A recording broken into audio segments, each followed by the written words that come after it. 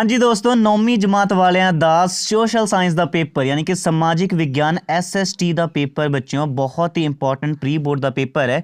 चलो आप full solution करते हैं। सो बच्चों जिवें कि तुहानूं पता 80 नंबर का पेपर तुहाडा हैगा ही आ। उस तो बाद बच्चे देखो कहते कि सारे प्रश्न जरूरी हैं। 6 भाग होणगे ਇਹਦੇ ਤੁਹਾਡੇ ਪ੍ਰਸ਼ਨ ਪੱਤਰ ਦੇ। ਉਹਦੇ ਵਿੱਚੋਂ ਬੱਚਾ ਪਹਿਲਾ ਜਿਹੜਾ ਹੋਏਗਾ ਉਹ ਮਲਟੀਪਲ ਚੁਆਇਸ, ठीक है, फिलिंग द ब्लैंक्स ਤੇ वन वर्ड वाले प्रश्न होणगे। उस तो बाद बच्चे ਜਿਹੜੇ ਕਹਿੰਦੇ ਨਾ ਵੱਡੇ ਪ੍ਰਸ਼ਨ ਹੋਣਗੇ ਉਹਦੇ ਵਿੱਚ 100% ਅੰਦਰੂਨੀ ਛੋਟ ਹੋਵੇਗੀ, मतलब ਤੁਸੀਂ ਆਪਣੇ ਕੋਲੋਂ ਵੀ ਬਣਾ ਕੇ ਲਿਖ ਸਕਦੇ ਆ, ठीक है, बट सही आंसर लिखना है पर अपने कोलों भी लिख सकते, जरूरी नहीं तुसी बुक च लैंग्वेज ही चेपनी है। ओके, एक बार याद कर लियो, एक बार रीड कर लियो, अपने कोलों बना के लिख दिओ तुसी। उस तो बाद बच्चे नैक्सट तुहाडे एक पैरे आधारित प्रश्न होने आ ते तुहानूं पता ही है लास्ट में की हुंदा है, तुसी नक्शे नूं भरना हुंदा है। चलो बच्चे अगे आपां सॉल्व करते हैं पेपर। सो बच्चे जे वीडियो नूं लाइक नहीं किया तो जरूर लाइक कर दो। मैं सिर्फ 100 लाइक का टारगेट रखता है, देखते हैं बच्चे तुसी लाइक करदे कि नहीं। सो लाइक कर दो, फिर तुहाडे लई स्पैशल किया जाऊगा। सो बच्चे देखो पहला जिहड़ा आ पहले 12 प्रश्न तुहाडे होणगे मल्टीपल चॉइस एक एक नंबर दे। सो जिवें कि पहला प्रश्न है कि हेठ लिखियां विचों किहड़ा मैदानी भाग नहीं है, ठीक है। सो इहदे विचों बच्चे किहड़ा मैदानी भाग नहीं है, इहदा आंसर आएगा केरल, ठीक है, it is right answer, Kerala मैदानी भाग नहीं है। सैकेंड बच्चे भारत विच अधिकतम वर्खा वाला शहर इन्हां विचों किहड़ा है, इन्हां विचों मुंबई, धर्मशाला, मशीनरम, ठीक है, मशीनरम जिहड़ा आ इहदे विच इत्थे बहुत ज़्यादा मींह पैंदा है। तीसरा प्रश्न साडा है कि आर्थिक क्रिया जिहड़ी वस्तुआं अते सेवावां दे मुल जां उपभोक्ता दे वादे नाल जुड़ी है, दसो बच्चे इन्हां विच किहदे नाल वादा होऊगा, ठीक है, उहनूं डैश अखाउंदी है, उहनूं उत्पादन किया जाता है, ठीक है। तुहानूं पता वंडन नाल उपभोक्ता नाल तां खत्म ही हो जाना है। सो की है उत्पादन, इहदा राइट आंसर आएगा, उड़ा इज़ द राइट आंसर, ठीक है। उस तो बाद बच्चे फोर्थ प्रश्न है कि खेतीबाड़ी अर्थव्यवस्था किस खेत्र की उदाहरण है, दसो किस खेत्र की उदाहरण है, मुडला, ठीक है, प्राइमरी सैक्टर जिन्हों आप कहते हैं प्राइमरी खेत्र। उस तो बाद बच्चे नैक्सट है साडा पंजवां, देखो पंजवां है साडा कि भारत में सब तो ज़्यादा गरीब राज किहड़ा है, सब तो ज़्यादा गरीब राज बच्चे उड़ा ऑप्शन इज़ राइट है कि बिहार है, ठीक है। उस तो बाद बच्चे छेवां प्रश्न साडा है कि डैश अन्न सुरक्षा का एक सूचक है, की हुंदा है, दुध पानी भुख, ठीक है, it is the right answer. उस तो बाद बच्चे सतवां है कि जजिया की है, जजिया बच्चे एक धार्मिक कर हुंदा है जो मुसलमानों नूं देना पैंदा है, ठीक है, देना पैंदा सी एक्चुअल विच। सो ये धार्मिक कर हुंदा है।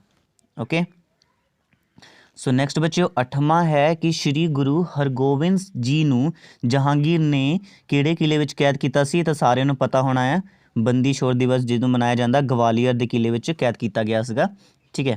सो ग्वालियर ऑप्शन इज़ राइट आना है। उस तो बाद बच्चे साडा 9वां प्रश्न है कि नपोलीयन ने अपने आप को फ्रांस का राजा कदों बनाया, ठीक है। सो नपोलीयन ने बच्चे अपने आप को फ्रांस का राजा 1804 ईस्वी विच बनाया सीगा। नैक्सट बच्चों 10वां प्रश्न है कि मैनसविक समूह का नेता कौन सी, सो बच्चे मैनसविक समूह का नेता कार्ल मार्कस सी। बच्चों 11वां प्रश्न है कि हेठ लिखियां विचों किस देश ने दुनिया के देशों नूं संसदीय लोकतंत्र प्रणाली अपनाउण दी प्रेरणा दी, ठीक है। सो देखो जर्मनी, फ्रांस, इंग्लैंड, चीन, इसका आंसर आएगा France, era is the right answer कि फ्रांस ने दी सी, ठीक है। सो नैक्सट बच्चे लास्ट साडा हैगा मल्टीपल चॉइस कि संविधान सभा का प्रधान कौन सन, ठीक है। सो इहदा तो आएगा बच्चे डॉक्टर राजेंद्र प्रसाद, याद रखियो, ठीक है, डॉक्टर राजेंद्र प्रसाद प्रधान सीगे। ओके, सो तुहाडे हो गए। उस तो बाद बच्चे एरा पार स्टार्ट होंदे आ, इत्थे तुहाडा फिलिंग द ब्लैंक्स है, ठीक है। सो ये भी बच्चे 12 हैं, मतलब कि ट्रू फॉल्स वगैरह मिला के एक नंबर मिला के, सो 12 हैं टोटल। सो देखो बच्चों इहदे विच आंदा है पहला कि पंजाब की कौमांतरी सरहद नाल डैश जिले पैंदे हन, सो इहदे विच आंसर आएगा 6 जिले पैंदे हन, ठीक है। उस तो बाद बच्चों सैकेंड प्रश्न है कि पंजाब नूं देश की डैश वजों भी जानिया जाता है, ये तुहाडे लई रखा गया है, ठीक है। तुसीं मैनूं कमेंट करके सारे दसना कि पंजाब नूं देश की डैश वजों जानिया जाता, दसो, ठीक है। एक कमेंट करो बच्चे हुणी, जिस बच्चे नूं पता है गूगल ते सर्च कर लियो, ठीक है, मैनूं हुणी कमेंट करके दस्सिओ। उस तो बाद बच्चे तीसरा है कि पेंटा का अर्थ की हुंदा है अते पोटामिया का अर्थ की हुंदा है। सो बच्चे ये सानूं यूनानिया ने नाम दिता सीगा, पेंटा का अर्थ हुंदा है पंज ते पोटामिया का अर्थ हुंदा नदियाँ, ठीक है। सो 5 नदियां की धरती नाम दिता सी सानू किहने यूनानियां ने, पेंटा अते पोटामिया, 5 नदियां। ठीक है। नैक्सट बच्चे फोर्थ है साडा कि चौल राजां दे समय प्रशासन की सब तो छोटी इकाई की सी। ठीक है। सो उस समय उर सी। ठीक है, उरा ररा उर। ठीक है। उस तो बाद बच्चों तुसी की करना है, सही गलत का निशान लगाना है। ठीक है, जिहदे विचों कि फर्स्ट है कि रावी ब्यास अते सतलुज बारामासी दरिया ਹਨ। बच्चे वो दरिया ਜਿਹੜੇ हमेशा ਵਗਦੇ ਰਹਿੰਦੇ ਆ, सो बिल्कुल सही है। ठीक है। सो नैक्सट है कि पिंडां विच पढ़ी लिखी बेरोज़गारी ज़्यादा ਹੁੰਦੀ है, नहीं, गलत। ठीक है, शहरां ਵਿੱਚ ਹੁੰਦੇ ਆ, ਪਿੰਡਾਂ ਵਿੱਚ ਤਾਂ ਲੋਕੀ ਪੜ੍ਹਦੇ ਵੀ ਘੱਟ ਹੀ ਹੈ। ਦੇਖੋ ਤਾਂ ਹੁਣ +2 ਕਰਕੇ ਸਾਰੇ ਕਹਿੰਦੇ ਕਿ ਬਾਹਰ ਜਾਣਾ ਹੈ, ਫਿਰ ਉਹਨੂੰ ਪੜ੍ਹੇ ਲਿਖੇ ਥੋੜ੍ਹੀ ਨਾ ਮੰਨਣਗੇ, ਬੇਰੁਜ਼ਗਾਰ ਹੀ ਹੁੰਦੇ ਸਾਰੇ। ਬੱਚੇ थर्ड सी साडा सोशल कंट्रैक्ट पुस्तक का लेखक एडम स्मिथ है, नहीं, गलत ਇਹਦਾ आंसर आना है। उस तो बाद नैक्सट साडा हैगा चौथा कि संविधान विच समाजवाद धर्म निरपेख अखंडता शब्दां नूं 42ਵੀਂ ਸੋਧ अनुसार शामिल किया गया है, ये बिल्कुल सही आएगा। ठीक है। उस तो बाद बच्चों तुहाडे आ जाते हैं एक शब्द जां एक वाक दे विच आंसर दसना है। ठीक है, जिमें कि पहला प्रश्न है कि बिस्त दुआब विच बिस्त तो की भाव है। बच्चे बिस्त का मतलब हुंदा है ब्यास अते बी तो मतलब ब्यास अते एस जी मतलब सतलुज। ठीक है। सो ये ब्यास अते सतलुज दरिया नूं मिल के बनया होया जिहड़ा इलाका हुंदा उहनूं बिस्त दुआब कहंदे हैं। ठीक है। उसी तरह बच्चे देखो सैकेंड प्रश्न है कि गरीबी रेखा तो की भाव है। बच्चे गरीबी रेखा एक अजिही रेखा है जिथे किसी भी व्यक्ति कोल उन्ना ही आमदन हुंदा है जिस नाल वो अपनी सिर्फ आम जरूरतां मतलब कि जो महत्वपूर्ण जरूरतां है, बेसिक जरूरतां नूं पूरीआं कर सकदा है। ठीक है, एक अजिही लाइन जिथे किसी व्यक्ति का इन्ना ही आमदन हुंदा है जिस नाल सिर्फ अपनी बेसिक जरूरतां ही पूरी कर सकदा है, उन्होंने गरीबी रेखा कहा जाता है। जे इस तो थल्ले गया गरीबी रेखा तो थल्ले आ जाता है। ठीक है, फिर गरीब कहलाता है। ओके। उस तो बाद बच्चों नैक्सट है कि डूमा की सी। बच्चे डूमा एक तरह का एक की सीगा, एक चुनी हुई सलाहकार सी संसद का। ठीक है, ਇਹਨੂੰ ਕਹਿ ਸਕਦੇ ਡੂਮਾ ਇੱਕ ਚੁਣੀ ਹੋਈ ਸੰਸਦ ਸਲਾਹਕਾਰ ਸੀ ਜੋ ਕਿ 1905 ਵਿੱਚ ਬਣਾਈ ਗਈ ਸੀ। ਇੰਨਾ ਯਾਦ ਰੱਖਣਾ ਤੁਸੀਂ। ਡੂਮਾ ਕੀ ਸੀ? ਡੂਮਾ ਇੱਕ ਚੁਣੀ ਹੋਈ ਸੰਸਦ ਸਲਾਹਕਾਰ ਸੀ ਜੋ 1905 ਵਿੱਚ ਬਣਾਈ ਗਈ ਸੀ। ਠੀਕ ਹੈ। ਨੈਕਸਟ ਹੈ ਬੱਚੇ ਸਾਡਾ फोर्थ कि मौलिक अधिकार संविधान के किहड़े भाग ਵਿੱਚ अंकित ਕੀਤੇ ਗਏ ਹਨ। सो बच्चे आर्टिकल 12 ਤੋਂ ਲੈ ਕੇ 13 ਦੇ ਵਿੱਚ, ठीक है, पार्ट 3 ਵਿੱਚ ऐड किया गया है, पार्ट 3 ਵਿੱਚ, भाग 3 ਵਿੱਚ। ठीक है। सो ਇਹਦਾ आंसर ਕੀ ਆਣਾ ਹੈ? ਇਹਦੇ आंसर ਤੁਸੀਂ ਇਹੀ ਲਿਖੋਗੇ कि आर्टिकल 12 ਤੋਂ 13 ਦੇ ਵਿੱਚ भाग 3 ਦੇ ਵਿੱਚ ऐड किया गया है। ठीक है, ਕਿਹੜੇ भाग ਪੁੱਛਿਆ ਨਾ, सो भाग 3 भी कह सकते ਤੁਸੀਂ। ओके। सो हाँ जी बच्चों, उस तो बाद ईडी भाग स्टार्ट हो जाता है, छोटे उत्तरां वाले प्रश्न। बच्चों तुसी 8 प्रश्न करना जो कि 3-3 नंबर दे है। ठीक है, वैरी इंपॉर्टेंट प्रश्न है, 24 नंबर थानू इत्थों ही मिलना है। सो बहुत इंपॉर्टेंट है ना। सो देखो पहला प्रश्न की है, देखो पहला प्रश्न है कि मौसमी चो की हुंदे हन, उदाहरण दे के स्पष्ट करनी है। ठीक है, तो देखो पहला प्रश्न सी साडा कि चो की हुंदा है, इन्हां दे उदाहरण देने हैं, तुसी नाम लिख देना है। ठीक है, उदाहरण विच। सो देखो बच्चे उत्तर है कि पंजाब दा कंडी खेतर मौसमी चो नाल भरिया होया है। ठीक है, बहुता चो का जन्म कटार धार अते सोला सिंगी दियाँ पहाड़ियां विच हुंदा है। ठीक है। सो तुसीं जो पहाड़ी इलाके में जाओगे ना, हुशियारपुर साइड देखो उधर चो बने हुए है, ये चो वर्खा रुत में पानी नाल भर जाता है। ठीक है, उच्चे नीवें बने हुए उन्होंने चो कहा जाता है। सो बच्चे कुछ चो के नाम है, देखो जिवें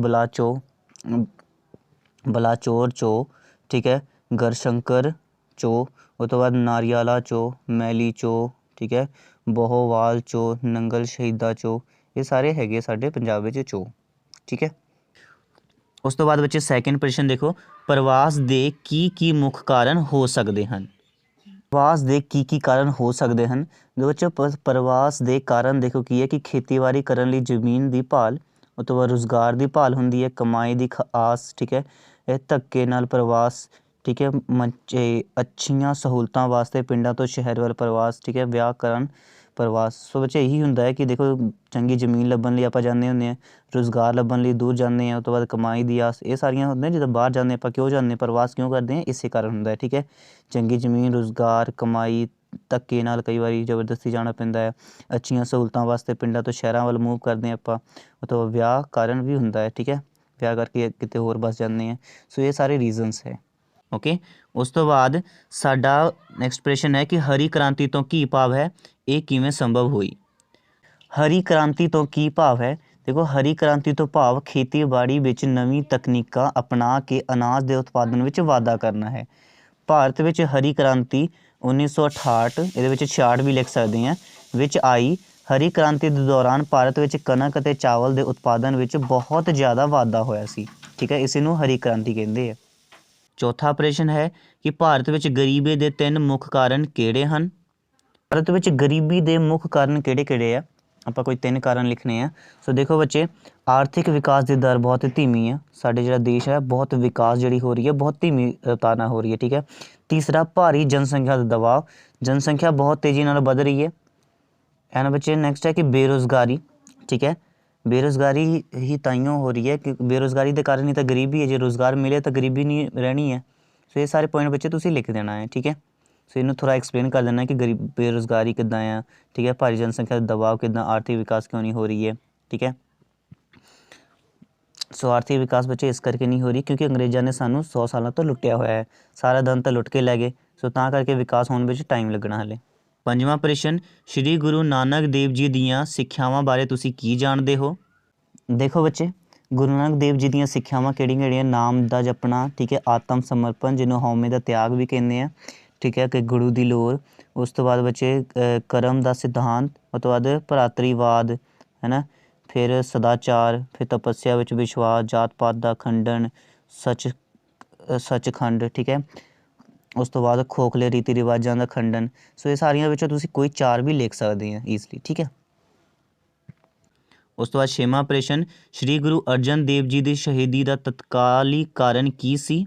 ਸ਼੍ਰੀ ਗੁਰੂ ਅਰਜਨ ਦੇਵ ਜੀ ਦੇ ਸ਼ਹੀਦੀ ਦੇ ਤਤਕਾਲ ਕਾਰਨ ਕੀ ਸੀ। ਸੋ ਦੇਖੋ ਬੱਚੇ, ਕਹਿੰਦੇ ਖੁਸਰੋ ਜਹਾਂਗੀਰ ਦਾ ਪੁੱਤਰ ਸੀ। ਉਸਨੇ ਰਾਜਗੱਦੀ ਪ੍ਰਾਪਤ ਕਰਨ ਲਈ ਆਪਣੇ ਪਿਤਾ ਜਹਾਂਗੀਰ ਵਿਰੁੱਧ ਵਿਦਰੋਹ ਕਰ ਦਿੱਤੀ ਸੀ। ਠੀਕ ਹੈ, ਜਹਾਂਗੀਰ ਨੇ ਖੁਸਰੋ ਨੂੰ ਗ੍ਰਿਫਤਾਰ ਕਰਨ ਲਈ ਉਸ ਪਿੱਛੇ ਸੈਨਾ ਭੇਜੀ। ਖੁਸਰੋ ਗੁਰੂ ਜੀ ਨੂੰ ਗੋਇੰਦਵਾਲ ਵਿਖੇ ਮਿਲਿਆ। ਸਿੱਖ ਮਰਿਆਦਾ ਅਨੁਸਾਰ ਗੁਰੂ ਜੀ ਨੇ ਉਸ ਨੂੰ ਘਰ ਵਿੱਚ ਆਉਣ 'ਤੇ ਅੰਦਰ ਮਾਣ ਕੀਤਾ। ਠੀਕ ਹੈ, ਆਦਰ ਮਾਣ ਕੀਤਾ ਅਤੇ ਲੰਗਰ ਛਕਾਇਆ। ਇਸ ਕਾਰਨ ਵਿਰੋਧੀਆਂ ਨੇ ਜਹਾਂਗੀਰ ਦੇ ਕੰਨ ਭਰ ਦਿੱਤੇ ਸਨ ਕਿ ਗੁਰੂ ਜੀ ਨੇ ਖੁਸਰੋ ਨੂੰ ਸ਼ਰਨ ਦਿੱਤੀ ਹੈ। ਜਹਾਂਗੀਰ ਨੇ ਖੁਸਰੋ ਦੀ ਸਹਾਇਤਾ ਕਰਨ ਦੇ ਦੋਸ਼ ਵਿੱਚ ਸ਼੍ਰੀ ਗੁਰੂ ਅਰਜਨ ਦੇਵ ਜੀ ਨੂੰ ਗ੍ਰਿਫਤਾਰ ਕਰਨ ਦਾ ਆਦੇਸ਼ ਦਿੱਤਾ। ਉਸ ਤੋਂ ਬਾਅਦ ਵਿੱਚ 7ਵਾਂ ਪ੍ਰਸ਼ਨ, ਉਦਯੋਗਿਕ ਕ੍ਰਾਂਤੀ ਦਾ ਪਹਿਰਾਵੇ 'ਤੇ ਕੀ ਪ੍ਰਭਾਵ ਪਿਆ। ਸੋ ਬੱਚੇ, ਉਦਯੋਗਿਕ ਕ੍ਰਾਂਤੀ ਦਾ ਮਨੁੱਖ ਦੇ ਪਹਿਰਾਵੇ 'ਤੇ ਕੀ ਪ੍ਰਭਾਵ ਪਿਆ ਸੀ। ਸੋ ਦੇਖੋ, ਕਹਿੰਦੇ ਕਿ 18ਵੀਂ ਤੋਂ 19ਵੀਂ ਸਦੀ ਵਿੱਚ ਉਦਯੋਗਿਕ ਕ੍ਰਾਂਤੀ ਦੇ ਮਨੁੱਖ ਦੇ ਪਹਿਰਾਵੇ ਤੋਂ ਹੇਠ ਲਿਖੇ ਪ੍ਰਭਾਵ ਪਏ। ਠੀਕ ਹੈ, ਕਿਹੜੇ ਪ੍ਰਭਾਵ ਪਏ। ਸੋ ਕਹਿੰਦੇ ਦੇਖੇ, ਸੂਤੀ ਦਾ ਕੱਪੜਾ ਉਤਪਾਦਨ ਬਹੁਤ ਅਧਿਕ ਵੱਧ ਗਿਆ। ਇਸ ਲਈ ਲੋਕ ਮਸ਼ੀਨਾਂ ਤੋਂ ਬਣੇ ਸੂਤੀ ਕੱਪੜੇ ਪਹਿਨਣ ਲੱਗੇ। ਸੈਕਿੰਡ, ਬਨਾਵਟੀ ਰੇਸ਼ਿਆਂ ਤੋਂ ਬਣੇ ਕੱਪੜਿਆਂ ਦੀ ਤਕਨੀਕੀ ਵਿਕਸਿਤ ਹੋਣ ਕਾਰਨ ਵੱਡੀ ਸੰਖਿਆ ਵਿੱਚ ਲੋਕ ਬਨਾਵਟੀ ਰੇਸ਼ਿਆਂ ਤੋਂ ਬਣਾਏ ਗਏ ਕੱਪੜੇ ਪਹਿਨਣ ਲੱਗੇ। ਇਸ ਦਾ ਕਾਰਨ ਇਹ ਸੀ ਕਿ ਇਹ ਕੱਪੜੇ ਬਹੁਤ ਹਲਕੇ ਹੁੰਦੇ ਸਨ, ਇਹਨਾਂ ਨੂੰ ਧੋਣਾ ਵੀ ਆਸਾਨ ਸੀ ਅਤੇ ਪਰਿਣਾਮ ਸਰੂਪ ਭਾਰੀ ਭਰਕਮ ਕੱਪੜੇ ਹੌਲੀ ਹੌਲੀ ਅਲੋਪ ਹੋਣ ਲੱਗੇ। ਠੀਕ ਹੈ, ਸਸਤੇ ਵੀ ਕੱਪੜੇ ਹੋ ਗਏ ਸੀ ਇਹ, ਅਤੇ ਫਲਸਰੂਪ ਇਹ ਘੱਟ ਕੱਪੜੇ ਪਹਿਨਣ ਵਾਲੇ ਲੋਕ ਵੀ ਜ਼ਿਆਦਾ ਤੋਂ ਜ਼ਿਆਦਾ ਲੋਕ ਕੱਪੜਿਆਂ ਦੇ ਪਹਿਨਣ ਲੱਗ ਪਏ। ਠੀਕ ਹੈ, ਐਂਡ 8ਵਾਂ ਪ੍ਰਸ਼ਨ ਫਾਈਨਲੀ ਹੈ ਕਿ ਮੰਤਰੀਆਂ ਦੀ ਸਮੂਹਿਕ ਜ਼ਿੰਮੇਵਾਰੀ ਤੋਂ ਕੀ ਭਾਵ ਹੈ। ਸੋ ਬੱਚੇ, ਕਹਿੰਦੇ ਮੰਤਰੀ ਮੰਡਲ ਸਮੂਹਿਕ ਤੌਰ 'ਤੇ ਸੰਸਦ ਅਤੇ ਵਿਧਾਨ ਪਾਲਿਕਾ ਪ੍ਰਤੀ ਜ਼ਿੰਮੇਦਾਰ ਹੁੰਦਾ ਹੈ। ਠੀਕ ਹੈ, ਸੋ ਕਹਿੰਦੇ ਇਸ ਦਾ ਭਾਵ ਹੈ ਕਿ ਜੇਕਰ ਮੰਤਰੀ ਮੰਡਲ ਨੂੰ ਕੋਈ ਇੱਕ ਵਾਰ ਫੈਸਲਾ ਲੈ ਲੈਂਦਾ ਹੈ, ਠੀਕ ਹੈ, ਤਾਂ ਹਰੇਕ ਮੰਤਰੀ ਨੂੰ ਉਸ ਫੈਸਲੇ ਨੂੰ ਸੰਸਦ ਦੇ ਅੰਦਰ, ਸੰਸਦ ਤੋਂ ਬਾਹਰ ਪ੍ਰੋੜਤਾ ਕਰਨੀ ਪੈਂਦੀ ਹੈ। ਭਾਵ ਹੈ ਕਿ ਮੰਤਰੀ ਮੰਡਲ ਦੀ ਮੀਟਿੰਗ ਵਿੱਚ ਕੋਈ ਮੰਤਰੀ ਉਸ ਫੈਸਲੇ ਨਾਲ ਸਹਿਮਤ ਨਾ ਵੀ ਹੋਇਆ ਹੋਵੇ। ਠੀਕ ਹੈ, ਹਰ ਇੱਕ ਵਿਭਾਗ ਦਾ ਸ਼ਾਸਨ ਚਲਾਉਣ ਵਾਲੇ ਨੀਤੀਆਂ ਬਣਾਉਣ ਲਈ ਸਾਰੇ ਮੰਤਰੀ ਸਮੂਹਿਕ ਤੌਰ 'ਤੇ ਜ਼ਿੰਮੇਵਾਰ ਹੁੰਦੇ ਹਨ। ਸੋ ਬੱਚੇ, ਕਹਿਣ ਦਾ ਮਤਲਬ ਇਹ ਹੈ ਕਿ ਕਹਿੰਦੇ ਕਿ ਵਿਧਾਨ ਸਭਾ ਦੇ ਵਿੱਚ ਨਾ ਜਦੋਂ ਇੱਕ ਮੰਤਰੀ ਕੋਈ ਫੈਸਲਾ ਲੈਂਦਾ ਹੈ ਤਾਂ ਬਾਕੀ ਸਾਰੇ ਸੰਸਦ ਜਿਹੜੇ ਮੰਤਰੀ ਆ ਉਹਨਾਂ ਨੂੰ ਮੰਨਣਾ ਹੀ ਪੈਂਦਾ ਹੈ, ਭਾਵੇਂ ਉਹਦੇ ਨਾਲ ਸਹਿਮਤ ਹੋਵੇ ਜਾਂ ਨਾ ਹੋਵੇ। ਜਦੋਂ ਇੱਕ ਵਾਰੀ ਬਿੱਲ ਪਾਸ ਹੋ ਜਾਂਦਾ ਤਾਂ ਮੰਨਣਾ ਹੀ ਪੈਂਦਾ ਹੈ। ਠੀਕ ਹੈ, ਸੋ ਇਸ ਲਈ ਉਹ ਜ਼ਿੰਮੇਦਾਰ ਹੁੰਦਾ ਹੈ। ਨੈਕਸਟ ਦੇਖੋ ਬੱਚੇ, ਇੱਥੋਂ ਸਟਾਰਟ ਹੋ ਰਹੇ ਸਾਡੇ ਵੱਡੇ ਉਤਰਾਂ ਵਾਲੇ ਪ੍ਰਸ਼ਨ। ਠੀਕ ਹੈ, ਤੁਸੀਂ 4 ਪ੍ਰਸ਼ਨ ਕਰਨੇ ਆ, 5-5 ਨੰਬਰ ਦੇ ਆ। ਠੀਕ ਹੈ, ਵੈਰੀ ਇੰਪੋਰਟੈਂਟ। ਚਲੋ ਦੇਖੋ ਬੱਚੇ, ਇਹਦੇ ਵਿੱਚ ਸਾਡਾ ਪਹਿਲਾ ਪ੍ਰਸ਼ਨ ਹੈ हरेक ਵਿੱਚ ਤੁਹਾਨੂੰ ਜਾਂ ਦਿੱਤਾ ਹੋਇਆ ਹੈ, ਠੀਕ ਹੈ, ਔਰ ਪਾर्ट है, दोनों ਵਿੱਚੋਂ ਇੱਕ ਕਰਨਾ है। ਸੋ ਬੱਚੇ ਪਹਿਲਾ ਪ੍ਰਸ਼ਨ ਹੈ ਕਿ ਹਿਮਾਲਿਆਈ ਤੇ ਪ੍ਰਾਇਦੀਪੀ ਨਦੀਆਂ ਕਿਹੜੀਆਂ ਹਨ, ਇਹਨਾਂ ਦੀ ਵਿਸ਼ੇਸ਼ਤਾਵਾਂ ਵਿੱਚ ਅੰਤਰ ਦੱਸੋ, ਠੀਕ ਹੈ, ਲਿਖੋ। ਅਤੇ ਜਾਂ ਪਾ ਕੇ ਇਹਦੇ ਵਿੱਚ ਹੀ ਹੈ ਕਿ ਕੁਦਰਤੀ ਬਨਸਪਤੀ ਨੂੰ ਕਿਹੜੇ ਭੂਗੋਲਿਕ ਤੱਤ ਪ੍ਰਭਾਵਿਤ ਕਰਦੇ ਹਨ, ਠੀਕ ਹੈ। ਦੋਨਾਂ ਵਿੱਚੋਂ ਇੱਕ ਕਰਨਾ ਹੈ, ਆਪਾਂ ਦੋਨੋਂ ਦੇਖ ਲੈਂਦੇ ਹਾਂ। ਪਹਿਲਾ, ਹਿਮਾਲਿਆ ਤੇ ਪ੍ਰਾਇਦੀਪੀ ਨਦੀ ਕਿਹੜੀਆਂ ਹਨ, ਇਹਨਾਂ ਦੀਆਂ ਵਿਸ਼ੇਸ਼ਤਾਵਾਂ ਵਿੱਚ ਕੀ ਅੰਤਰ ਹੈ, ਠੀਕ ਹੈ। ਸੋ ਦੇਖੋ ਬੱਚੇ, ਕਹਿੰਦੇ ਹਿਮਾਲਿਆਈ ਨਦੀਆਂ, ਹਿਮਾਲਿਆ ਦੇ ਨਦੀ ਤੰਤਰ ਵਿੱਚ 3 ਮੁੱਖ ਨਦੀਆਂ ਹਨ, ਜਿਵੇਂ ਕਿ ਸਿੰਧ, ਗੰਗਾ ਅਤੇ ਬ੍ਰਹਮਪੁੱਤਰ। ਉਸ ਦੀਆਂ ਸਹਾਇਕ ਨਦੀਆਂ ਆਉਂਦੀਆਂ ਹਨ, ਇਹ ਨਦੀਆਂ ਬਾਰਾਮਾਸੀ ਹਨ, ਠੀਕ ਹੈ।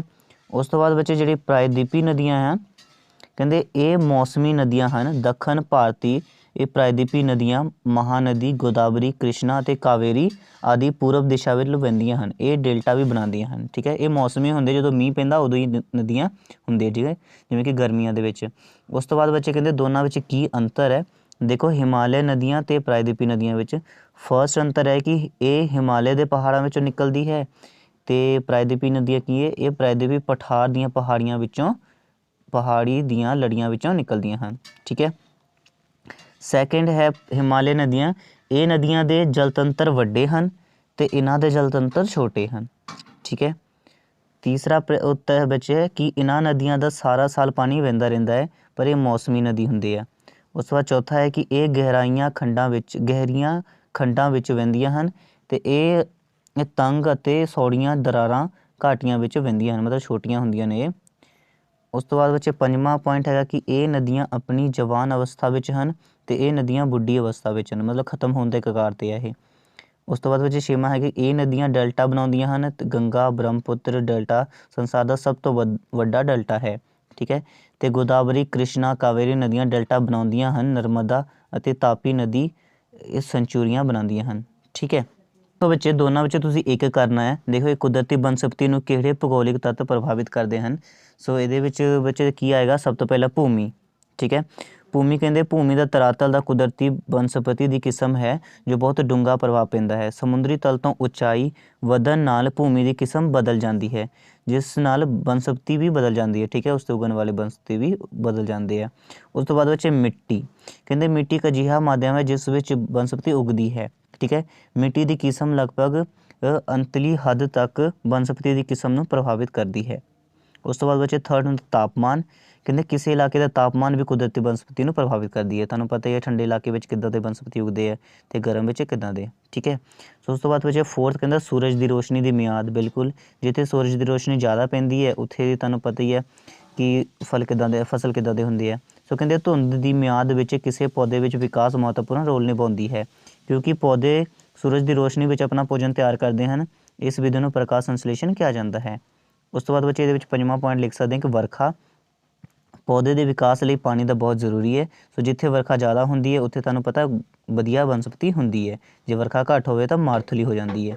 ਸੋ ਬੱਚੇ ਇਹ ਮੇਰੇ ਖਿਆਲ ਨਾਲ ਪਹਿਲੇ ਨਾਲੋਂ ਜ਼ਿਆਦਾ ਸਹੀ ਸੀਗਾ, ਇਹ ਤੁਸੀਂ ਲਿਖ ਲਿਓ।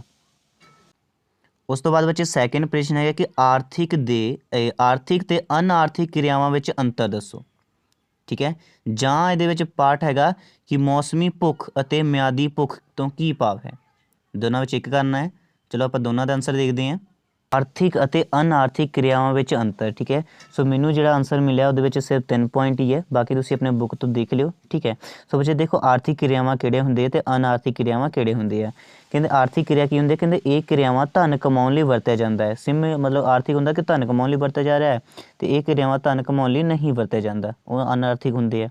ਸੈਕਿੰਡ ਹੈ ਕਿ ਇਹਨਾਂ ਕਿਰਿਆਵਾਂ ਵਿੱਚ ਰਾਸ਼ਟਰੀ ਆਮਦਨ ਵਿੱਚ ਵਾਧਾ ਹੁੰਦਾ ਹੈ, ਇਹਦੇ ਨਾਲ ਕੋਈ ਵਾਧਾ ਨਹੀਂ ਹੁੰਦਾ ਹੈ, ਠੀਕ ਹੈ। ਉਸ ਤੋਂ ਬਾਅਦ ਬੱਚੇ ਤੀਸਰਾ ਪੁਆਇੰਟ ਆਉਣਾ ਕਿ ਇਸ ਕਿਰਿਆ ਵਸਤਾਂ ਅਤੇ ਸੇਵਾਵਾਂ ਦੇ ਪ੍ਰਭਾਵ ਵਿੱਚ ਹਿੱਸਾ ਪਾਉਂਦੀਆਂ ਹਨ, ਪਰ ਇਹ ਕਿਰਿਆਵਾਂ ਵਸਤਾਂ ਅਤੇ ਸੇਵਾ ਦੇ ਪ੍ਰਭਾਵ ਵਿੱਚ ਹਿੱਸਾ ਨਹੀਂ ਪਾਉਂਦੀਆਂ ਹਨ, ਠੀਕ ਹੈ। ਸੋ ਬਾਕੀ ਬੱਚੇ 2 ਪੁਆਇੰਟ ਹੋਰ ਐਡ ਕਰ ਲਿਓ ਤੁਸੀਂ ਆਪਣੇ ਬੁੱਕ ਤੋਂ ਦੇਖ ਕੇ। ਇਸੇ ਤਰ੍ਹਾਂ ਬੱਚੋ ਸਾਡਾ ਕੁਐਸਚਨ ਸੀਗਾ ਮੌਸਮੀ ਭੁੱਖ ਅਤੇ ਮਿਆਦੀ ਭੁੱਖ ਤੋਂ ਕੀ ਭਾਵ ਹੈ। ਸੋ ਬੱਚੇ ਦੇਖੋ ਕਹਿੰਦੇ ਮੌਸਮੀ ਭੁੱਖ ਅਨਾਜ ਵਾਲੀਆਂ ਫਸਲਾਂ ਦੇ ਬੀਜਣ ਅਤੇ ਕਟਾਈ ਚੱਕਰ ਨਾਲ ਸੰਬੰਧਿਤ ਹੁੰਦੀਆਂ ਹਨ, ਠੀਕ ਹੈ। ਬਟ ਜਿਹੜੀ ਮਿਆਦੀ ਭੁੱਖ ਹੁੰਦੀ ਨਾ ਉਹ ਕਿਸੇ ਵਿਅਕਤੀ ਨੂੰ ਲੋੜੀਂਦੀ ਮਾਤਰਾ ਵਿੱਚ ਅਤੇ ਗੁਣਵੱਤਾ ਵਿੱਚ ਖੁਰਾਕ ਦੀ ਨਿਰੰਤਰ ਨਹੀਂ ਮਿਲਦੀ ਹੈ, ਉਤੋਂ ਭਾਵ ਹੁੰਦਾ ਹੈ, ਠੀਕ ਹੈ।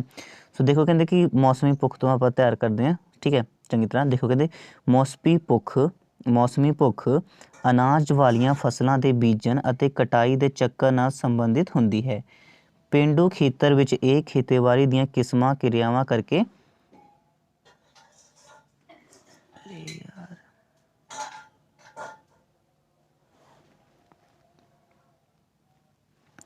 ਸੋ ਬੱਚੇ ਦੇਖੋ ਕੁਐਸਚਨ ਹੈ ਕਿ ਮੌਸਮੀ ਭੁੱਖ ਅਤੇ ਮਿਆਦੀ ਭੁੱਖ ਤੋਂ ਕੀ ਭਾਵ ਹੈ। ਸੋ ਉੱਤਰ ਕੀ ਆਣਾ ਕਿ ਮੌਸਮੀ ਭੁੱਖ ਅਨਾਜ ਵਾਲੀਆਂ ਫਸਲਾਂ ਦੇ ਬੀਜਣ ਅਤੇ ਕਟਾਈ ਦੇ ਚੱਕਰ ਨਾਲ ਸੰਬੰਧਿਤ ਹੁੰਦੀ ਹੈ। ਪੇਂਡੂ ਖੇਤਰ ਵਿੱਚ ਇਹ ਖੇਤੀਬਾੜੀ ਦੀ ਮੌਸਮੀ ਕਿਰਿਆਵਾਂ ਕਰਕੇ ਹੁੰਦੀ ਹੈ ਅਤੇ ਸ਼ਹਿਰੀ ਖੇਤਰ ਵਿੱਚ ਇਹ ਦਿਹਾੜੀਦਾਰ ਕਿਰਤ ਕਰਕੇ ਹੁੰਦੀ ਹੈ। ਦੂਜੇ ਪਾਸੇ ਕਹਿੰਦੇ ਮਿਆਦੀ ਭੁੱਖ ਜਿਹੜੀ ਹੈ ਤੋਂ ਭਾਵ ਹੈ ਕਿ ਕਿਸੇ ਵਿਅਕਤੀ ਨੂੰ ਲੋੜੀਂਦੀ ਮਾਤਰਾ ਅਤੇ ਗੁਣਵੱਤਾ ਵਿੱਚ ਖੁਰਾਕ ਨਿਰੰਤਰ ਨਹੀਂ ਮਿਲਦੀ। ਠੀਕ ਹੈ, ਕਹਿੰਦੇ ਕਿ ਗਰੀਬ ਵਿਅਕਤੀ ਦੀ ਆਮਦਨ ਬਹੁਤ ਘੱਟ ਹੁੰਦੀ ਹੈ, ਜਿਸ ਕਰਕੇ ਉਹ ਆਪਣਾ ਪੇਟ ਭਰਨ ਲਈ ਵੀ ਭੋਜਨ ਨਹੀਂ ਖਰੀਦ ਸਕਦੇ ਅਤੇ ਮਿਆਦ ਭੁੱਖ ਦਾ ਸ਼ਿਕਾਰ ਹੋ ਜਾਂਦੇ ਹਨ। ਨੈਕਸਟ ਹੈਗਾ ਬੱਚੇ ਥਰਡ ਸਾਡਾ, ਸ਼੍ਰੀ ਗੁਰੂ ਅੰਗਦ ਦੇਵ ਜੀ ਨੇ ਸਿੱਖ ਪੰਥ ਦੇ ਵਿਕਾਸ ਲਈ ਮਹੱਤਵਪੂਰਨ ਕਾਰਜ ਕਿਹੜੇ ਮਹੱਤਵਪੂਰਨ ਕਾਰਜ ਕੀਤੇ। ਠੀਕ ਹੈ, ਸੋ ਉਹਦਾ ਵਰਣਨ ਕਰਨਾ ਹੈ ਜਾਂ ਇਹਦੇ ਵਿੱਚ ਇਹ ਹੈ ਕਿ ਮੁੰਡਾ ਅੰਦੋਲਨ ਤੇ ਵਿਸਤ੍ਰਿਤ ਨੋਟ ਲਿਖਣਾ ਹੈ, ਦੋਨਾਂ ਵਿੱਚੋਂ ਇੱਕ ਕਰਨਾ ਹੈ। ਠੀਕ ਹੈ, ਚਲੋ ਆਪਾਂ ਦੇਖ ਲੈਂਦੇ ਇਹਨਾਂ ਦਾ ਆਨਸਰ। ਬੱਚੇ ਸ਼੍ਰੀ ਗੁਰੂ ਅੰਗਦ ਦੇਵ ਜੀ ਨੇ ਸਿੱਖ ਪੰਥ ਦੇ ਵਿਕਾਸ ਲਈ ਬਹੁਤ ਮਹੱਤਵਪੂਰਨ ਕਾਰਜ ਕੀਤੇ ਹਨ, ਵਰਣਨ ਕਰੋ। ਠੀਕ ਹੈ, ਸੋ ਪਹਿਲਾ ਪੁਆਇੰਟ ਕੀ ਹੈ ਕਿ ਸ਼੍ਰੀ ਗੁਰੂ ਅੰਗਦ ਦੇਵ ਜੀ ਨੇ ਗੁਰਮੁਖੀ ਲਿਪੀ ਨੂੰ ਗੁਰਮੁਖੀ ਦਾ ਨਾਮ ਦਿੱਤਾ। ਠੀਕ ਹੈ, ਸੋ ਗੁਰਮੁਖੀ ਲਿਪੀ ਜਿਹੜੀ ਤੁਸੀਂ ਪੜ੍ਹਦੇ ਹੋ ਉਹਨੂੰ ਗੁਰਮੁਖੀ ਨਾਮ ਕਿਹਨੇ ਦਿੱਤਾ ਹੈ? ਸ਼੍ਰੀ ਗੁਰੂ ਅੰਗਦ ਦੇਵ ਜੀ ਨੇ। ਸੈਕਿੰਡ ਬੱਚੇ ਉਹਨਾਂ ਨੇ ਗੁਰੂ ਨਾਨਕ ਦੇਵ ਜੀ ਵੱਲੋਂ ਸੌਂਪੀ ਗੁਰਬਾਣੀ ਦੀ ਪੋਥੀ ਦੀ ਸੰਭਾਲ ਕੀਤੀ ਅਤੇ ਆਪ ਵੀ ਨਾਨਕ ਨਾਂ ਹੇਠ ਦੀ ਬਾਣੀ ਦੀ ਰਚਨਾ ਕੀਤੀ। ਉਸ ਤੋਂ ਬਾਅਦ ਬੱਚੇ ਥਰਡ ਹੈ ਕਿ ਉਹਨਾਂ ਨੇ ਲੰਗਰ ਪ੍ਰਥਾ ਦਾ ਵਿਸਥਾਰ ਕੀਤਾ, ਜਿਸ ਨਾਲ ਸਮਾਜ ਵਿੱਚ ਭਾਈਚਾਰਾ, ਆਪਸੀ ਸਹਿਯੋਗ ਅਤੇ ਵੰਡ ਛਕਣ ਦੀ ਭਾਵਨਾ ਦਾ ਵਿਕਾਸ ਹੋਇਆ। ਉਸ ਤੋਂ ਬਾਅਦ ਚੌਥਾ ਪੁਆਇੰਟ ਕਿ ਗੁਰੂ ਅੰਗਦ ਦੇਵ ਜੀ ਨੇ ਸ਼੍ਰੀ ਗੁਰੂ ਨਾਨਕ ਦੇਵ ਜੀ ਦੁਆਰਾ ਚਲਾਈ ਸੰਗਤ ਪ੍ਰਥਾ ਨੂੰ ਹੋਰ ਵਿਕਸਿਤ ਕੀਤਾ। ਉਹਨਾਂ ਨੇ ਸਿੱਖਾਂ ਨੂੰ ਸੰਗਠਿਤ ਕਰਨ ਵਿੱਚ ਮਹੱਤਵਪੂਰਨ ਯੋਗਦਾਨ ਪਾਇਆ। ਪੰਜਵਾਂ ਹੈ ਬੱਚੇ ਗੁਰੂ ਜੀ ਨੇ ਸੰਗਤਾਂ ਨੂੰ ਕਸਰਤ ਅਤੇ ਕੁਸ਼ਤੀ ਦੀ ਸਿਖਲਾਈ ਦੇਣ ਦੇ ਲਈ ਇੱਕ ਅਖਾੜਾ ਤਿਆਰ ਕੀਤਾ, ਜਿਸ ਨੂੰ ਮੱਲ ਅਖਾੜਾ ਕਿਹਾ ਜਾਂਦਾ ਸੀ। ਉਸ ਤੋਂ ਬਾਅਦ ਛੇਵਾਂ ਪੁਆਇੰਟ ਹੈ ਕਿ ਸ਼੍ਰੀ ਗੁਰੂ ਅੰਗਦ ਦੇਵ ਜੀ ਨੇ ਗੋਇੰਦਵਾਲ ਸਾਹਿਬ ਨਗਰ ਦੀ ਸਥਾਪਨਾ ਕੀਤੀ। ਐਂਡ ਸੱਤਵਾਂ ਹੈਗੇ ਸ਼੍ਰੀ ਗੁਰੂ ਅੰਗਦ ਦੇਵ ਜੀ ਨੇ ਜੋਤ ਸਮਾਉਣ ਤੋਂ ਪਹਿਲਾਂ ਸ਼੍ਰੀ ਗੁਰੂ ਅਮਰਦਾਸ ਜੀ ਨੂੰ ਆਪਣਾ ਉੱਤਰਾਧਿਕਾਰੀ ਨਿਯੁਕਤ ਕੀਤਾ। ਇਹ ਉਹਨਾਂ ਦਾ ਬਹੁਤ ਮਹੱਤਵਪੂਰਨ ਕਦਮ ਸੀ। ਠੀਕ ਹੈ, ਸੋ ਬੱਚੇ ਇਹਨਾਂ ਦੇ ਵਿੱਚੋਂ ਕੋਈ ਤੁਸੀਂ 5-6 ਪੁਆਇੰਟ ਲਿਖ ਸਕਦੇ ਆ। ਓਕੇ, ਸੋ ਬੱਚੇ ਮੁੰਡਾ ਅੰਦੋਲਨ ਤੇ ਵਿਸਤ੍ਰਿਤ ਨੋਟ ਲਿਖਣਾ ਹੈ। ਦੇਖੋ ਬਹੁਤ ਹੀ ਜ਼ਿਆਦਾ ਵਿਸਤ੍ਰਿਤ ਇਹਨਾਂ ਨੇ ਲਿਖਿਆ ਹੋਇਆ ਹੈ, ਤੁਸੀਂ ਉਹ ਵਾਲਾ ਕਰ ਲਓ। ਗੁਰੂ ਅੰਗਦ ਦੇਵ ਜੀ ਦੇ ਕਾਰਜ ਉਹ ਈਜ਼ੀ ਸੀਗੇ, ਇਹਨੂੰ ਇੱਕ ਵਾਰੀ ਜੇ ਤੁਸੀਂ ਪੜ੍ਹਨਾ ਤੇ ਐਜ਼ ਇਟ ਇਜ਼ ਪੜ੍ਹ ਸਕਦੇ ਆ। ਠੀਕ ਹੈ, ਸੋ ਜਿਵੇਂ ਕਿ ਤੁਹਾਨੂੰ ਬੱਚੇ ਥੋੜ੍ਹਾ ਜਿਹਾ ਇਹਦੇ ਬਾਰੇ ਪਤਾ ਹੋਣਾ ਚਾਹੀਦਾ। ਕੀ ਪਤਾ ਹੋਣਾ ਚਾਹੀਦਾ? ਦੇਖੋ ਕਹਿੰਦੇ ਅੰਗਰੇਜ਼ਾਂ ਦੁਆਰਾ ਬਣਾਏ ਗਏ ਵਨ ਕਾਨੂੰਨ ਵਨ ਵਾਸੀਆਂ ਨੂੰ ਜਲ, ਜੰਗਲ ਅਤੇ ਜ਼ਮੀਨ ਤੋਂ ਦੂਰ ਕਰ ਰਹੇ ਸਨ। ਠੀਕ ਹੈ, ਸੋ ਬਿਰਸਾ ਮੁੰਡਾ ਨੇ ਆਪਣਾ ਅੰਦੋਲਨ ਵਿੱਚ 3 ਮੁੱਖ ਪੱਖ ਸਮਾਜਿਕ, ਆਰਥਿਕ ਅਤੇ ਸੰਸਕ੍ਰਿਤ ਨੂੰ ਸ਼ਾਮਿਲ ਕਰ ਲਿਆ। ਸੋ ਬੱਚੇ ਬਿਰਸਾ ਮੁੰਡਾ ਨਾਮ ਦਾ ਇੱਕ ਸੀਗਾ ਬੰਦਾ, ਉਹਨੇ ਸਟਾਰਟ ਕੀਤਾ ਸੀ ਮੁੰਡਾ ਅੰਦੋਲਨ।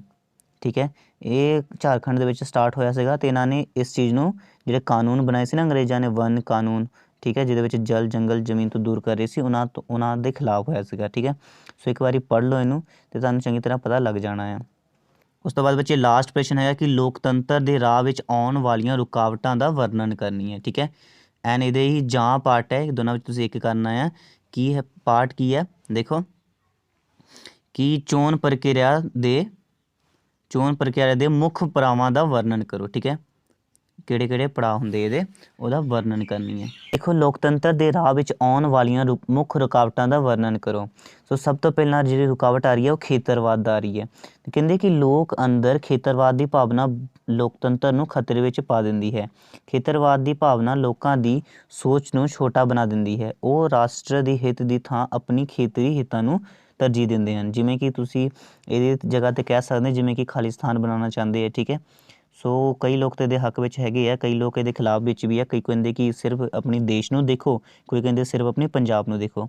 ਸੋ ਇਸ ਤਰ੍ਹਾਂ ਇਹਨੂੰ ਖੇਤਰਵਾਦ ਕਹਿੰਦੇ ਆ। ਠੀਕ ਹੈ, ਉਸ ਤੋਂ ਬਾਅਦ ਬੱਚੇ ਕਹਿੰਦੇ ਸੈਕਿੰਡ ਹੈ ਕਿ ਜਾਤੀਵਾਦ ਅਤੇ ਸੰਪਰਦਾਇ। ਠੀਕ ਹੈ, ਸੋ ਬੱਚੇ ਲੋਕਤੰਤਰ ਲਈ ਸਾਰੇ ਆਪਣੀ ਜਾਤੀ ਨੂੰ ਜ਼ਿਆਦਾ ਇੰਪੋਰਟੈਂਸ ਦਿੰਦੇ ਆ। ਠੀਕ ਹੈ, ਜਿਵੇਂ ਕਿ ਮੋਦੀ ਨੂੰ ਦੇਖ ਲਓ। ਠੀਕ ਹੈ, ਉਹ ਹਿੰਦੂ ਧਰਮ ਨੂੰ ਜ਼ਿਆਦਾ ਇੰਪੋਰਟੈਂਸ ਦੇ ਰਿਹਾ ਹੈ। ਸੋ ਬੱਚੇ ਜਿਹੜੇ ਮੁਸਲਿਮ ਦਾ ਉਹ ਆ ਉਹ ਉਹਨਾਂ ਨੂੰ ਦੇ ਰਿਹਾ ਹੈ। ਸੋ ਇਸੇ ਤਰ੍ਹਾਂ ਜਾਤੀਵਾਦ ਨੂੰ ਨਾਲ ਵੀ ਲੋਕਤੰਤਰ ਜਿਹੜੀ ਹੈ ਬਹੁਤ ਫਰਕ ਪੈਂਦੀ ਹੈ ਉਹਨਾਂ 'ਤੇ। ਥਰਡ ਬੱਚੇ ਅਨਪੜ੍ਹਤਾ, ਠੀਕ ਹੈ। ਲੋਕਤੰਤਰ ਵਿੱਚ ਪੜ੍ਹੇ ਲਿਖੇ ਨਾਗਰਿਕ ਹੋਣਾ ਬਹੁਤ ਜ਼ਰੂਰੀ ਹੈ, ਠੀਕ ਹੈ। ਜਿਹੜੇ ਅਨਪੜ੍ਹ ਹੁੰਦੇ ਆ ਉਹ ਫਿਰ ਲੋਕਤੰਤਰ ਨੂੰ ਸਮਝਦੇ ਨਹੀਂ, ਆਪਣੀ ਮਰਜ਼ੀ ਕਰਦੇ ਰਹਿੰਦੇ ਆ। ਨੈਕਸਟ ਬੱਚੇ ਗਰੀਬੀ, ਠੀਕ ਹੈ, ਜੋ ਕਿ ਇੰਡੀਆ ਦੇ ਵਿੱਚ ਬਹੁਤ ਜ਼ਿਆਦਾ ਆ, ਠੀਕ ਹੈ। ਗਰੀਬੀ ਦੀ ਲੋਕਤੰਤਰ ਦੇ ਰਾਹ ਵਿੱਚ ਬਹੁਤ ਵੱਡੀ ਰੁਕਾਵਟ ਹੈ, ਠੀਕ ਹੈ, ਕਿਉਂਕਿ ਕਹਿੰਦੇ ਕਿ ਗਰੀਬ ਵਿਅਕਤੀ ਆਪਣੀ ਵੋਟ ਦਾ ਸਹੀ ਪ੍ਰਯੋਗ ਨਹੀਂ ਕਰ ਸਕਦਾ, ਉਹਨਾਂ ਨੂੰ ਲਾਲਚ ਦੇ ਕੇ ਵਰਗਲਾਇਆ ਜਾ ਸਕਦਾ ਹੈ। ਉਸ ਤੋਂ ਬਾਅਦ ਬੱਚੇ ਪੰਜਵਾਂ ਲਾਸਟ ਪੁਆਇੰਟ ਹੈਗਾ ਕਿ ਬਿਮਾਰੀ, ਠੀਕ ਹੈ। ਬਿਮਾਰੀ ਵੀ ਲੋਕਤੰਤਰ ਦੀ ਰਾਹ ਵਿੱਚ ਬਹੁਤ ਵੱਡੀ ਰੁਕਾਵਟ ਹੈ। ਬੱਚੇ ਕਹਿੰਦੇ ਜਿਹੜੇ ਦੇਸ਼ ਦਾ ਨਾ ਮਤਲਬ ਕਿ ਹੌਸਪੀਟਲਸ ਵਗੈਰਾ ਸਹੀ ਆ ਉਹ ਇਸ ਟਾਈਮ ਟੌਪ 'ਤੇ ਆ। ਸੋ ਬੱਚੇ ਬਿਮਾਰ ਨਾਲ ਲੋਕ ਬਹੁਤ ਜ਼ਿਆਦਾ ਮਰਦੇ ਆ, ਇਸ ਕਰਕੇ ਉਹ ਤੋਂ ਬਚਾਉਣਾ ਚਾਹੀਦਾ ਸਾਡੇ ਦੇਸ਼ ਨੂੰ। ਸੋ ਬੱਚੇ ਦੇਖੋ ਚੋਣ ਪ੍ਰਕਿਰਿਆਵਾਂ ਦਾ ਫਲੋ ਚਾਰਟ ਦੇਖੋ। ਚੋਣ ਪ੍ਰਕਿਰਿਆਵਾਂ ਵਿੱਚ ਦੇਖੋ ਸਭ ਤੋਂ ਪਹਿਲਾ ਸਟੈਪ ਆ ਚੋਣ ਖੇਤਰ ਨਿਰਧਾਰਿਤ ਕਰਨਾ, ਠੀਕ ਹੈ। ਪਹਿਲਾਂ ਖੇਤਰ ਨਿਰਧਾਰਿਤ ਕਰਦੇ ਆ, ਫਿਰ ਚੋਣ ਨੀਤੀਆਂ ਦੀ ਘੋਸ਼ਣਾ ਕਰਦੇ ਆ, ਠੀਕ ਹੈ।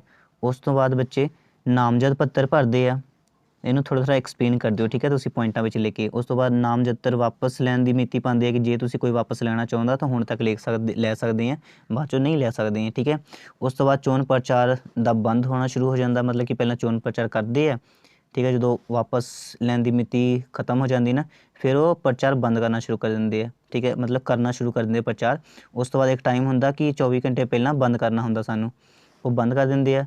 ਫਿਰ ਵੋਟਾਂ ਪੈਂਦੀਆਂ ਆ, ਠੀਕ ਹੈ, ਫਿਰ ਵੋਟਾਂ ਦੀ ਗਿਣਤੀ ਹੁੰਦੀ ਹੈ, ਫਿਰ ਨਤੀਜੇ ਮਿਲ ਜਾਂਦੇ। ਇਹ ਚੋਣ ਪ੍ਰਕਿਰਿਆ ਹੈ, ਤੁਸੀਂ ਇਹ ਵੀ ਲਿਖ ਸਕਦੇ ਆ, ਬਹੁਤ ਈਜ਼ੀ ਹੈ ਨਾ। ਐਂਡ ਬੱਚੇ ਸਾਡਾ ਹਾਹਾ ਭਾਗ ਜੋ ਕਿ ਹੈ ਸਰੋਤ ਸਾਧਨ ਪੈਰੇ ਨੂੰ ਪੜ੍ਹ ਕੇ ਇਹਦੇ ਵਿੱਚੋਂ ਹੀ ਤੁਸੀਂ ਆਨਸਰ ਦੇਣਾ ਹੈ, ਤੁਸੀਂ ਬਹੁਤ ਹੀ ਈਜ਼ੀਲੀ ਕਰ ਲਓਗੇ।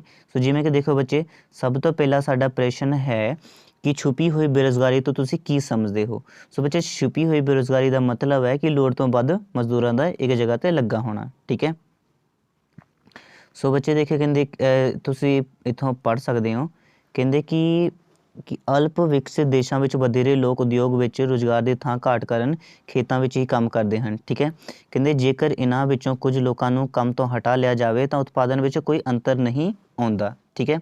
ਇਸੇ ਚੀਜ਼ ਨੂੰ ਹੀ ਛੁਪੀ ਹੋਈ ਬੇਰੁਜ਼ਗਾਰੀ ਕਹਿੰਦੇ। ਤੁਹਾਨੂੰ ਪਤਾ ਨਾ ਜਿਹੜੇ ਖੇਤੀਬਾੜੀ ਕਰਦੇ ਆ, ਸਮਝ ਲਓ ਉੱਥੇ ਸਿਰਫ ਦੋ ਲੋਕੀ ਮਿਲ ਕੇ ਵੀ ਖੇਤੀ ਕਰ ਸਕਦੇ ਆ, ਠੀਕ ਹੈ। ਬਟ ਉੱਥੇ ਕੀ ਹੁੰਦੇ ਆ, ਬਹੁਤ ਸਾਰੇ ਬੰਦੇ ਲੱਗੇ ਹੁੰਦੇ ਆ, ਉਹ ਤੋਂ ਜ਼ਿਆਦਾ ਲੱਗੇ ਹੁੰਦੇ, ਸਾਰੇ ਲੱਗੇ ਹੁੰਦੇ ਆ। ਇਹਨੂੰ ਹੀ ਛੁਪੀ ਹੋਈ ਬੇਰੁਜ਼ਗਾਰੀ ਕਹਿੰਦੇ ਆ। ਉਹਨਾਂ ਨੂੰ ਹਟਾ ਵੀ ਦਿੱਤਾ ਜਾਵੇ ਫਿਰ ਵੀ ਕੋਈ ਫਰਕ ਤਾਂ ਪੈਂਦਾ ਨਹੀਂ, ਫਿਰ ਵੀ ਲੱਗੇ ਰਹਿੰਦੇ ਆ। ਸੈਕਿੰਡ ਹੈ ਬੱਚੇ ਅਨਇੱਛਿਤ ਬੇਰੁਜ਼ਗਾਰੀ ਜਾਂ ਇੱਛੁਕ ਬੇਰੁਜ਼ਗਾਰੀ ਵਿੱਚ ਅੰਤਰ ਸਪਸ਼ਟ ਕਰੋ, ਠੀਕ ਹੈ। ਸੋ ਇੱਥੇ ਦੇਖਣ ਦੀ ਲੋੜ ਨਹੀਂ, ਤੁਹਾਨੂੰ ਉੱਦਾਂ ਹੀ ਦੱਸ ਦਿੰਦਾ। ਬੱਚੇ ਦੇਖੋ ਅਨਇੱਛਿਤ ਬੇਰੁਜ਼ਗਾਰੀ ਉਦੋਂ ਹੁੰਦੀ ਹੈ ਜਦੋਂ ਤੁਸੀਂ ਕੰਮ ਕਰਨਾ ਚਾਹ ਰਹੇ ਹੋ ਪਰ ਤੁਹਾਨੂੰ ਕੰਮ ਨਹੀਂ ਮਿਲ ਰਿਹਾ, ਉਹਨੂੰ ਅਨਿਸ਼ਚਿਤ ਬੇਰੁਜ਼ਗਾਰੀ ਕਹਿੰਦੇ ਆ। ਬਟ ਇੱਛੁਕ ਬੇਰੁਜ਼ਗਾਰੀ ਉਹ ਬੇਰੁਜ਼ਗਾਰੀ ਹੁੰਦੀ ਹੈ ਜਦੋਂ ਤੁਸੀਂ ਕੰਮ ਤਾਂ ਮਿਲ ਰਿਹਾ ਪਰ ਕੰਮ ਨਹੀਂ ਕਰਨਾ ਚਾਹ ਰਹੇ ਹੋ, ਇਹਨੂੰ ਕਹਿੰਦੇ ਇੱਛੁਕ ਬੇਰੁਜ਼ਗਾਰੀ। ਅਨਿੱਛੁਕ ਵਿੱਚ ਤੁਸੀਂ ਕੰਮ ਕਰਨਾ ਚਾਹੁੰਦੇ ਹੋ ਪਰ ਤੁਹਾਨੂੰ ਕੰਮ ਹੀ ਨਹੀਂ ਮਿਲ ਰਿਹਾ, ਠੀਕ ਹੈ। ਇੱਛੁਕ ਦੇ ਵਿੱਚ ਆਪਣੀ ਮਰਜ਼ੀ ਨਾਲ ਤੁਸੀਂ ਵਿਹਲੇ ਹੋ, ਕੰਮ ਮਿਲ ਰਿਹਾ ਫਿਰ ਵੀ ਅਸੀਂ ਕਰਨਾ ਨਹੀਂ, ਵੀ ਸਾਡਾ ਈਗੋ ਵਿੱਚ ਆ ਰਿਹਾ, ਸਾਨੂੰ ਜ਼ਿਆਦਾ ਸੈਲਰੀ ਚਾਹੀਦੀ ਵਗੈਰਾ ਵਗੈਰਾ, ਓਕੇ। ਉਸ ਤੋਂ ਬਾਅਦ ਬੱਚੇ ਪੂਰਨ ਰੁਜ਼ਗਾਰ ਤੋਂ ਕੀ ਭਾਵ ਹੈ। ਸੋ ਪੂਰਨ ਬੇਰੁਜ਼ਗਾਰੀ ਕਦੋਂ ਹੋਊਗਾ, ਜਦੋਂ ਕੰਮ ਵੀ ਮਿਲ ਰਿਹਾ ਅਤੇ ਕੰਮ ਵੀ ਕਰ ਰਿਹਾ, ਉਹਨੂੰ ਪੂਰਨ ਬੇਰੁਜ਼ਗਾਰੀ ਕਿਹਾ ਜਾਂਦਾ ਹੈ। ਸੋ ਇਹ ਤੁਸੀਂ ਲਿਖ ਦਿਓ। ਉਸ ਤੋਂ ਬਾਅਦ ਬੱਚੇ ਲਾਸਟ ਹੈ ਕਿ ਸੰਘਰਸ਼ਾਤਮਕ ਬੇਰੁਜ਼ਗਾਰੀ ਤੋਂ ਕੀ ਭਾਵ ਹੈ, ਬੇਰੁਜ਼ਗਾਰੀ ਦੇ ਕੀ ਕਾਰਨ ਹਨ, ਠੀਕ ਹੈ। ਦੇਖੋ ਇਹ ਦੇਖਦੇ ਹਾਂ ਸੰਘਰਸ਼ਕਾਰਿਕ, ਆ ਦੇਖੋ ਬੱਚੇ ਉਹਨੇ ਲਿਖਿਆ ਕਿ ਸੰਘਰਸ਼ਾਤਮਕ ਬੇਰੁਜ਼ਗਾਰੀ ਵਿੱਚ ਕੱਚੇ ਮਾਲ ਦੀ ਘਾਟ, ਮਜ਼ਦੂਰਾਂ ਦੀ ਗਤੀਹੀਨਤਾ, ਠੀਕ ਹੈ, ਵਿਸ਼ੇਸ਼ ਕਿਸਮ ਦੇ ਰੁਜ਼ਗਾਰ ਸੰਬੰਧੀ ਮੌਕਿਆਂ ਦੀ ਘਾਟ ਹੋਣ ਕਾਰਨ, ਮਸ਼ੀਨਾਂ ਦੀ ਟੁੱਟ ਭੱਜ ਕਾਰਨ ਪੈਦਾ ਹੁੰਦੀ ਹੈ, ਠੀਕ ਹੈ।